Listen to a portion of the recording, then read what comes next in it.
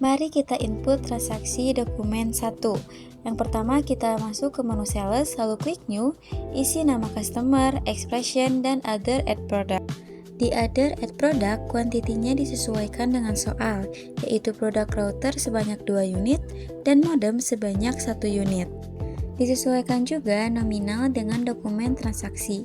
Setelah itu klik confirm, lalu create invoice dan create draft. Sesuaikan invoice date dengan soal, yaitu 1 Desember tahun 2022. Lalu klik confirm. Setelah itu, ke menu inventory untuk mengirimkan barang yang dibeli oleh customer. Klik di bagian delivery others, lalu klik yang tadi sudah diinput. Setelah itu, klik validate. Selanjutnya, kita akan menginput transaksi dokumen 2 mengenai pengeluaran kas. Yang pertama, mari kita input pada jurnal Bank BSI. Klik new, isi tanggal dan keterangan yang sesuai dengan soal. Karena transaksinya pengeluaran kas, maka pada nominal diminuskan. Lalu klik add and close, kemudian klik set account, isi dengan account employee salary. Pada transaksi dokumen 3 ini mengenai retur penjualan. Pertama, kita masuk ke menu sales. Pilih invoice untuk diretur, yaitu customer business. Klik delivery, lalu klik return. Pilih produk yang direturn, yaitu produk modem sebanyak 1 unit. Lalu klik return, kemudian klik validate. Dan kembali lagi ke invoice-nya. Pada bagian produk modem, kuantitinya dinolkan. Setelah itu create invoice, lalu klik regular invoice, kemudian klik create draft, lalu klik confirm. Setelah itu klik pay, isi payment date yang sesuai dengan soal, dan isi memo dengan retur pengembalian barang, lalu klik create payment. Selanjutnya yaitu transaksi dokumen 4 mengenai pengeluaran kas kecil. Yang pertama kita input pada jurnal petty cash, klik transaction, lalu klik new, isi tanggal dan keterangan yang sesuai dengan soal. Karena transaksinya pengeluaran kas, maka pada nominal diminuskan. Lalu klik add and close, kemudian set account, isi dengan account other expense. Selanjutnya kita akan menginput transaksi dokumen 5 mengenai faktur pembelian. Yang pertama kita masuk ke menu purchase, klik new, isi vendor, order deadline, dan produk yang dibeli. Sesuaikan kuantiti produk sebanyak 5 unit, pastikan nominalnya sesuai dengan dokumen transaksi. Klik confirm order, lalu klik upload bill untuk mendapatkan invoice. Ganti bill date menjadi 6 Desember 2022. Isi bill referensi dengan invoice number. Sesuaikan kuantiti produk menjadi 5 unit, lalu klik confirm. Setelah itu kembali ke menu inventory, klik di bagian receipt, lalu klik transaksi yang sudah diinput, kemudian validate. Selanjutnya yaitu transaksi dokumen 6 mengenai pengeluaran kas kecil. Kita akan menginput pada jurnal petty cash. Yang pertama, klik transaction, lalu klik new, isi tanggal dan keterangan yang sesuai dengan soal. Karena transaksinya pengeluaran kas, maka nominalnya diminuskan. Lalu klik add and close, kemudian set account, isi dengan account office equipment. Setelah itu, ke fitur configuration, pilih asset models, kemudian pilih aset laci. Metodenya menggunakan metode garis lurus. Umur ekonomisnya 4 tahun. Lalu ubah computation menjadi based on days per period.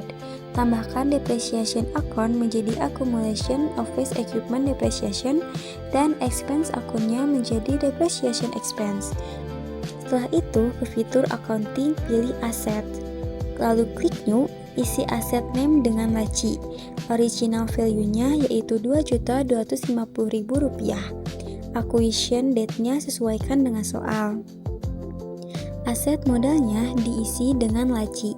Duration-nya ubah menjadi bulan karena penyusutannya per bulan. Ubah fixed asset account menjadi office equipment.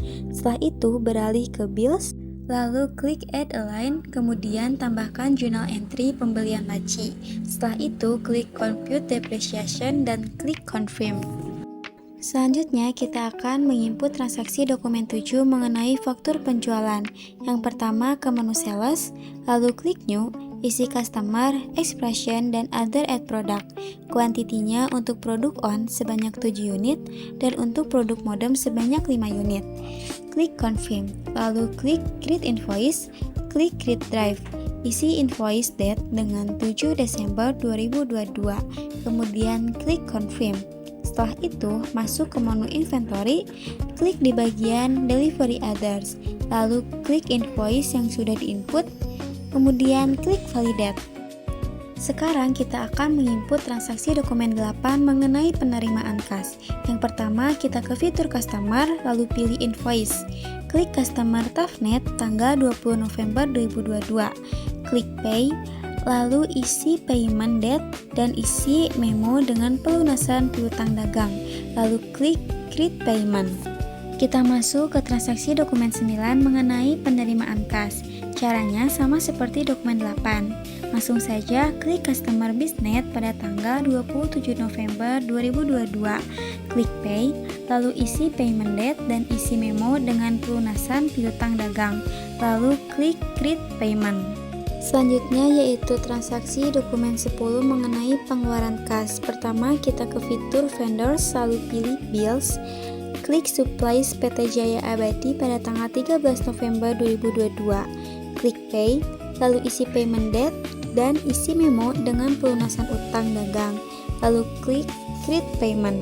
Selanjutnya kita akan menginput transaksi dokumen 11 mengenai faktur pembelian.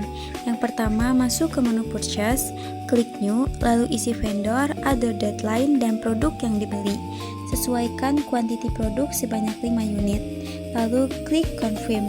Kemudian, upload bill untuk menambahkan invoice. Ganti bill date menjadi 15 Desember 2022, isi bill referensi dengan invoice number. Sesuaikan kuantiti produk menjadi 5 unit. Lalu klik confirm. Setelah itu, kembali ke menu inventory, klik di bagian receive, lalu klik transaksi yang sudah diinput dan klik validate. Dan yang terakhir, kita akan menginput transaksi dokumen 12 mengenai retur pembelian. Yang pertama, masuk ke menu purchase, pilih PT Harterindo, klik receive, lalu klik return. Masukkan kuantiti yang diretur sebanyak 2 unit, kemudian klik return. Setelah itu, validate. Kembali lagi ke invoice-nya. Pada bagian kuantiti produk yang diretur, ubah menjadi 3 unit, lalu klik upload bill. Masukkan bill date-nya yaitu 16 Desember 2022. Isi bill referensi dengan NK 12-1, sesuaikan nominalnya dengan transaksi. Lalu klik confirm, klik pay, lalu ubah payment date dan isi memo dengan pengembalian barang. Kemudian klik create payment.